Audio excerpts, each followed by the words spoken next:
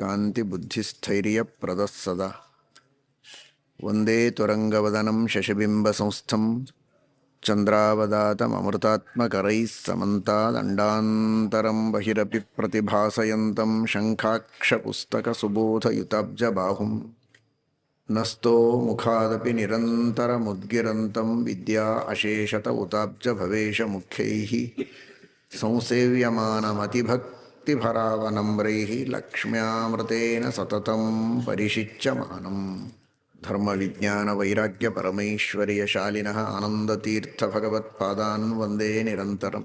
ನಮೋऽस्तु ತಾತ್ವಿಕಾ ದೇವಾಃ ವಿಷ್ಣುಭಕ್ತಿಪರಾಯಣಾಃ ಧರ್ಮಮಾರ್ಗೇ ಪ್ರೇರಯन्तु ಭವಂತಃ ಸರ್ವ ಏವ ಹಿ.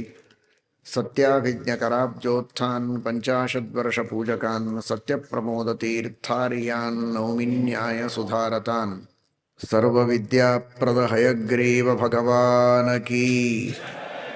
ಶ್ರೀಮದಾನಂದತೀರ್ಥ ಭಗವತ್ಪಾದಾಚಾರ್ಯರು ಹಯಗ್ರೀವ ರೂಪಿಯಾದ ಪರಮಾತ್ಮನನ್ನು, ಆ ಭಗವಂತನನ್ನು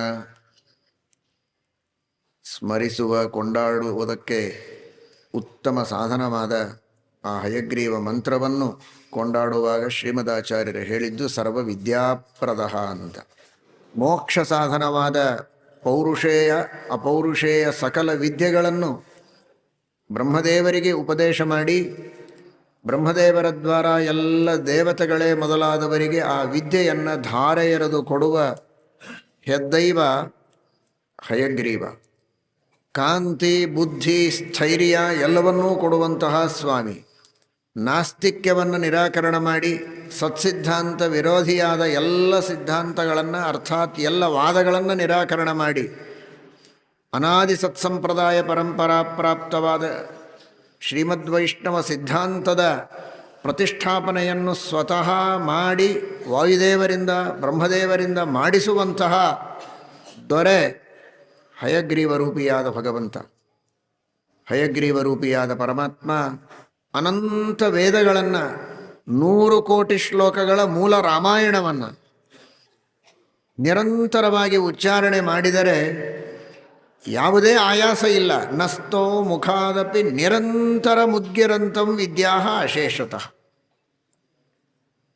ಮೂಗಿನಿಂದ ಕೆಲವರು ಧ್ವನಿಯನ್ನು ಮಾಡುತ್ತಾರೆ, ಮೂಗಿನಿಂದ ವಾದ್ಯಗಳನ್ನು ಬಾರಿಸ್ತಾರೆ, ಮೂಗಿನಿಂದ ಮಾತನಾಡುತ್ತಾರೆ. ನಸ್ತೋ ಮುಖಾದಪಿ ನಿರಂತರ ಮುದ್ಗಿರಂತಂ, ಮೂಗಿನಿಂದಲೂ ಮುಖದಿಂದಲೂ ನಿರಂತರವಾಗಿ ಅಖಿಲ ವೇದಗಳ ಉಪದೇಶವನ್ನು ಮಾಡುವಂತಹ ಸ್ವಾಮಿ ಹಯಗ್ರೀವ ರೂಪಿಯಾಗಿರತಕ್ಕಂತಹ ಪರಮಾತ್ಮ. ಶ್ರಮವಿದೆಯೇ ಅಂತ ಕೇಳಿದರೆ ಉಪನಿಷತ್ತು ಹೇಳುತ್ತದೆ, ಅಸ್ಯ ನಿಶ್ವಸಿತಮೇತದೃಗ್ವೇದೋ ಯಜುರ್ವೇದ ಸಾಮವೇದ ಅಥರ್ವವೇದ.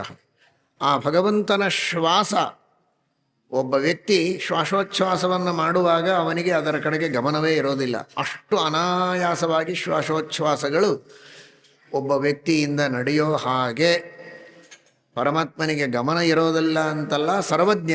ಆದರೆ ಅನಾಯಾಸವಾಗಿ ಅನಂತ ವೇದಗಳನ್ನು ಉಪದೇಶ ಮಾಡುವಂತಹ ಸ್ವಾಮಿ ಆ ಪರಮಾತ್ಮ. ರಮಾಬ್ರಹ್ಮಾದಿ ದೇವತೆಗಳು ಯಾವಾಗಲೂ ಆ ಪರಮಾತ್ಮನ ಸೇವೆಯನ್ನು ಮಾಡ್ತಾ ಇರ್ತಾರೆ. ಲಕ್ಷ್ಮೀದೇವಿ ಅಮೃತ ಕಲಶವನ್ನು ತೆಗೆದುಕೊಂಡು ನಿರಂತರವಾಗಿ ಹಯಗ್ರೀವ ರೂಪಿಯಾದ ಪರಮಾತ್ಮನಿಗೆ ಅಭಿಷೇಕ ಮಾಡ್ತಾ ಇರ್ತಾಳೆ. ಅದು ಲಕ್ಷ್ಮೀದೇವಿ ಮಾಡುವ ಅಭಿಷೇಕ, ಸುವರ್ಣ ಘಟದಿಂದ ಮಾಡುವ ಅಭಿಷೇಕ, ಅಮೃತದಿಂದ ಅಭಿಷೇಕವನ್ನು ಮಾಡುತ್ತಾಳೆ. ಆ ದಿವ್ಯವಾದ ಅಮೃತ ಮುಖ್ಯಾಮೃತ ಸ್ವಯಂ ರಾಮ ಅಂತ ಈಶಾವಾಸ್ಯ ಭಾಷ್ಯದಲ್ಲಿ ಆಚಾರ್ಯರು ಹೇಳಿದಂತೆ, ನಿಜವಾದ ಅಮೃತ ಸ್ವಯಂ ಶ್ರೀರಾಮಚಂದ್ರನೇ, ಹಯಗ್ರೀವನೇ ಅಮೃತ. ನಿತ್ಯ ಮುಕ್ತನಾದ ಆ ಹಯಗ್ರೀವನೇ ಅಮೃತ. ಅವನ ಅನುಗ್ರಹದಿಂದ ನಿತ್ಯ ಮುಕ್ತಳಾದ ಮಹಾಲಕ್ಷ್ಮಿಯೂ ಅಮೃತ. ಅಮೃತನಿಗೆ ಅಮೃತಳು ಅಮೃತದಿಂದ ಅಭಿಷೇಕ ಮಾಡುವಂತಹ ಒಂದು ದೊಡ್ಡದಾದ ದೃಶ್ಯ ಇದು.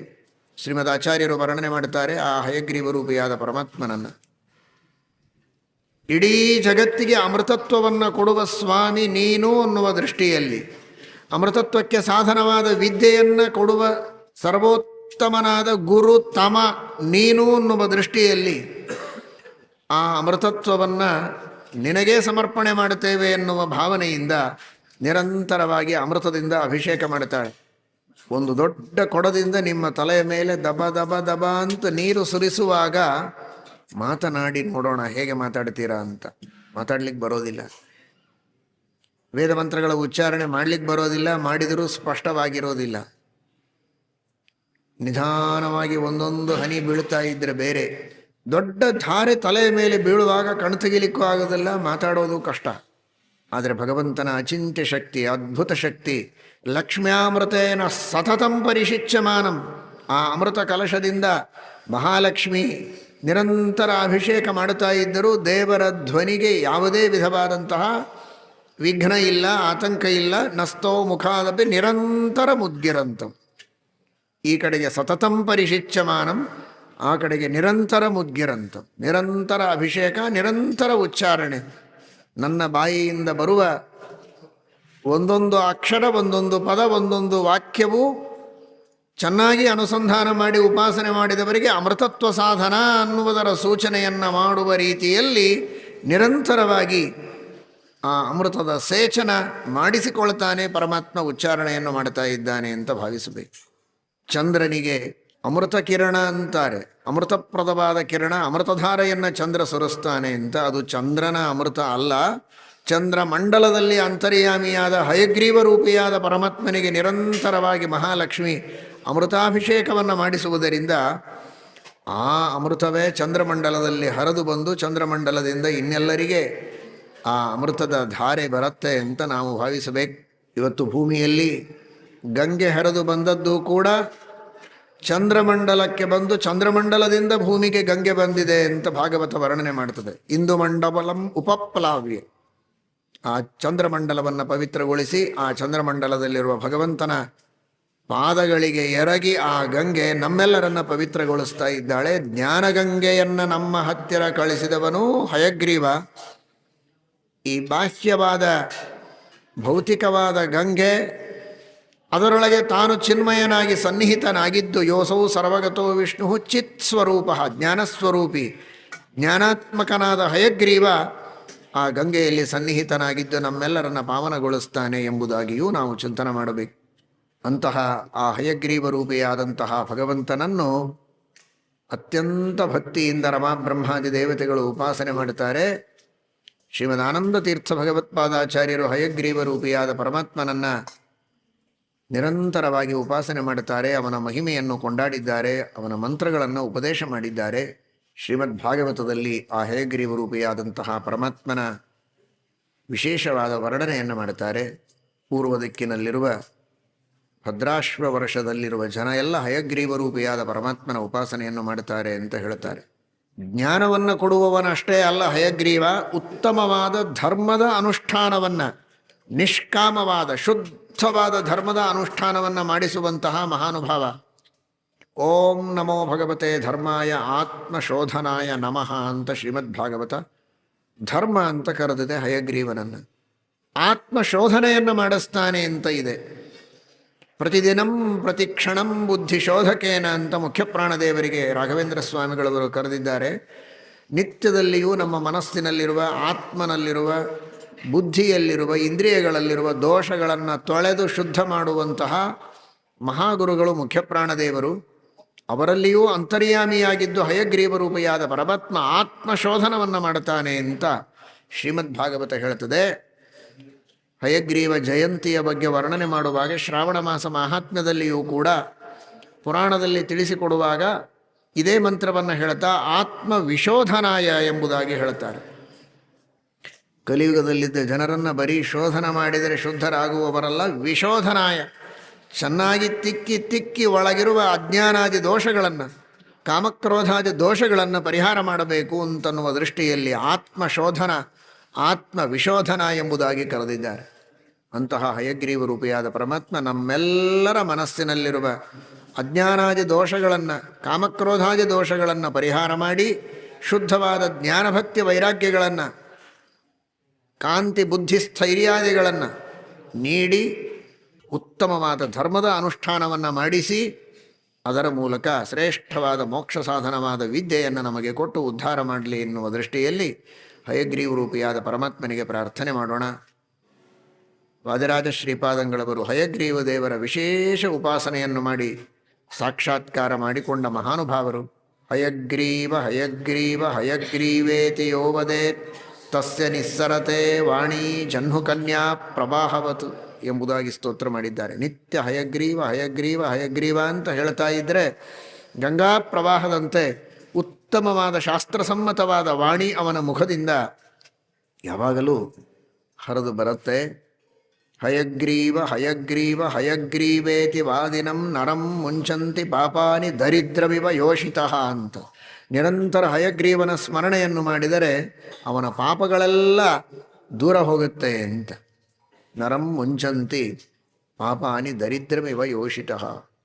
ಹಯಗ್ರೀವ ಹಯಗ್ರೀವ ಹಯಗ್ರೀವೇತಿ ಯೋ ಧ್ವನಿ ವಿಶೋಭತೆ ಚ ವೈಕುಂಠ ಕವಾಟೋದ್ಘಾಟನ ಅಂತ ವರ್ಣನೆ ಮಾಡುತ್ತಾರೆ. ಹಯಗ್ರೀವ ಎಂಬ ಧ್ವನಿ ಯಾವ ಧ್ವನಿ ಅಂದರೆ ವೈಕುಂಠದ ಬಾಗಿಲು ತೆರೆಯುವಾಗ ಆಗುವ ಧ್ವನಿ, ಅದು ಹಯಗ್ರೀವ ಎಂಬ ಧ್ವನಿ ಎನ್ನುವ ದೃಷ್ಟಿಯಲ್ಲಿ ವಾದರಾಜ ಶ್ರೀಪಾದಂಗಳವರು ವರ್ಣನೆ ಮಾಡುತ್ತಾರೆ ಮಹಾನುಭಾವರು. ಹಯಗ್ರೀವನ ಅನುಗ್ರಹದಿಂದ ಜ್ಞಾನ, ಜ್ಞಾನದಿಂದ ಮೋಕ್ಷ ಇದು ಸಿದ್ಧವಾದದ್ದು ಅನ್ನುವ ದೃಷ್ಟಿಯಲ್ಲಿ ವೈಕುಂಠ ಕವಾಟೋದ್ಘಾಟನ ವರ್ಣನೆ ಮಾಡಿದ್ದಾರೆ. ಆ ಪರಮಾತ್ಮನನ್ನು ಭಕ್ತಿಯಿಂದ ಸ್ಮರಣೆ ಮಾಡೋಣ. ಹಯಮುಖವನ್ನು ತೆಗೆದುಕೊಂಡು ಕುದುರೆಯ ಮುಖ, ಕುದುರೆ ಇದು ಇಂದ್ರಿಯಗಳ ಸಂಕೇತ. ನಮ್ಮೆಲ್ಲರ ಇಂದ್ರಿಯಗಳು ಹಯಮುಖ ಆಗಬೇಕು ಅಂದರೆ ಹಯನ ಕಡೆಗೆ ನಮ್ಮ ಮುಖ ಆಗಬೇಕು. ಅವನು ಹಯಮುಖ, ನಾವೆಲ್ಲ ಹಯನ ಕಡೆಗೆ ಮುಖ ಮಾಡಿ ಭಗವಂತನ ಕಡೆಗೆ ತಿರುಗಿ ಪರಮಾತ್ಮನಿಗೆ ವಿಮುಖರಾಗದೆ, ಹಯಗ್ರೀವ ವಿಮುಖರಾಗದೆ, ಕೃಷ್ಣ ವಿಮುಖರಾಗದೆ, ಜನಸ್ಯ ಕೃಷ್ಣಾದ್ ವಿಮುಖಸ್ಯ ದೈವಾತ್ ಅಧರ್ಮಶೀಲಸ್ಯ ಸುದುಃಖಿತಸ್ಯ ಅನುಗ್ರಹಾಯೇಹ ಚರಂತಿ ನೂನಂ ಭೂತಾನಿ ಭವ್ಯಾನಿ ಜನಾರ್ದನಸ್ಯ. ಶ್ರೀಮದಾನಂದತೀರ್ಥ ಭಗವತ್ಪಾದಾಚಾರ್ಯರೇ ಮೊದಲಾದ ಮಹಾನುಭಾವರು, ಗುರುಗಳು ನಮ್ಮೆಲ್ಲರನ್ನ ಉದ್ಧಾರ ಮಾಡುವುದಕ್ಕಾಗಿ ಭಗವದ್ವಿಮುಖರಾದವರನ್ನು ಆ ಭಗವಂತನ ಕಡೆಗೆ ಅಭಿಮುಖರಾಗುವಂತೆ ನಮಗೆ ಅನುಗ್ರಹವನ್ನು ಮಾಡಲಿ ಎಂಬ ಪ್ರಾರ್ಥನೆಯನ್ನು ಮಾಡೋಣ. ಶ್ರೀಮದ್ ಆಚಾರ್ಯರೇ ತಂತ್ರಸಾರ ಸಂಗ್ರಹದಲ್ಲಿ ಹಯಗ್ರೀವ ರೂಪಿಯಾದ ಪರಮಾತ್ಮನನ್ನು, ಅವನ ಮಂತ್ರವನ್ನು ಸರ್ವವಿದ್ಯಾಪ್ರದ ಅಂತ ಕರೆದಿದ್ದರಿಂದ ಈ ಪರಮ ಪಾವನವಾದ ವಿದ್ಯಾನಗರಿ ಎನಿಸಿಕೊಂಡ ಧಾರವಾಡ ಕ್ಷೇತ್ರದಲ್ಲಿರುವ ಈ ಹಯಗ್ರೀವನನ್ನು ಸರ್ವವಿದ್ಯಾಪ್ರದ ಹಯಗ್ರೀವ ಎಂಬುದಾಗಿ ನಾವು ಚಿಂತನೆ ಮಾಡೋಣ. ಸರ್ವವಿದ್ಯಾಪ್ರದ ಹಯಗ್ರೀವ ಭಗವಾನ ಕೀ. ನಮ್ಮ ಗುರುಗಳ ಜನ್ಮಭೂಮಿ, ತಪೋಭೂಮಿ ಅಂತಹ ಈ ಧಾರವಾಡ, ಇದು ನಿಜವಾದ ಅರ್ಥದಲ್ಲಿ ಇವತ್ತು ಧಾರವಾಡ ಆಯಿತು. ಯಾಕೆ ಅಂದರೆ ನೀವೆಲ್ಲ ನೋಡಿದ್ದೀರಿ, ಲಕ್ಷ್ಮೀದೇವಿಯ ಕೈಯಲ್ಲಿ ಅಮೃತಧಾರ, ಅದು ಹಯಗ್ರೀವನ ತಲೆಯ ಮೇಲೆ ಬೀಳುವಂತೆ ಪ್ರತಿಮೆಯಲ್ಲಿ ನೋಡ್ತಾ ಇದ್ದೀರಿ. ಹಾಗೆ ವರ್ಣನೆ ಮಾಡಿದ್ದಾರೆ ಶ್ರೀಮದಾಚಾರ್ಯರು. ಹಾಗಾಗಿ ಇದು ಯಾಕೆ ಧಾರವಾಡ ಅಂದರೆ ಮಹಾಲಕ್ಷ್ಮಿಯಿಂದ ಅಮೃತಧಾರೆ ಹಯಗ್ರೀವನಿಗೆ ನಿತ್ಯದಲ್ಲಿ ಎಲ್ಲಿ ಆಗತ್ತೋ ಅಂತಹ ಇದು ಅಮೃತಧಾರಾವಾಡ. ಕೇವಲ ಧಾರವಾಡ ಅಲ್ಲ, ಇದು ಅಮೃತಧಾರಾವಾಡ. ಅದು ಯಾವುದೋ ಅಮೃತಧಾರ ಎಲ್ಲಿಯೋ ಬೀಳೋದಲ್ಲ, ಮಹಾಲಕ್ಷ್ಮೀ ದೇವಿಯಿಂದ ಹಯಗ್ರೀವನಿಗೆ ಅಮೃತಧಾರ ಅಭಿಷೇಕ ಆಗ್ತಾ ಇದೆ ಅಂದರೆ ಅದರ ಚಿಂತನ ಮಾಡುವವರ ತಲೆಯ ಮೇಲೆ ಯಾವಾಗಲೂ ಭಗವಂತನ ಅನುಗ್ರಹ ಧಾರ ಇರುತ್ತೆ ಎನ್ನುವುದರ ಸಂಕೇತ. ಎಲ್ಲ